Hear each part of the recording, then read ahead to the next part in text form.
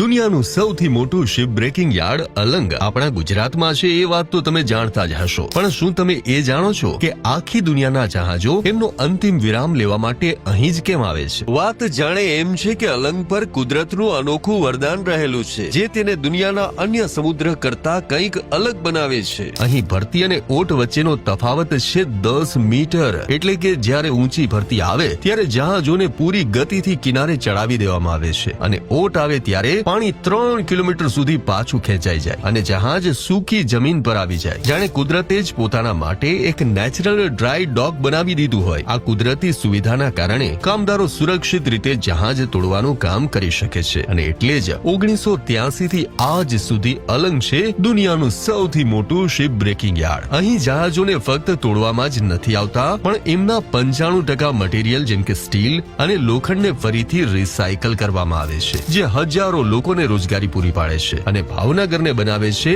Circular ઇકોનોમીનું જીવંત ઉદાહરણ. અલંગ, જ્યાં જહાજોનો અંત નહીં પણ એક નવા ઉપયોગની શરૂઆત પણ થાય છે. તો શેર કરો આ રીલ તમારા ભાવનગરી મિત્ર સાથે, અને આવી જ માહિતી માટે અમારા પેજને ફોલો કરવાનું ચૂકતા નહીં.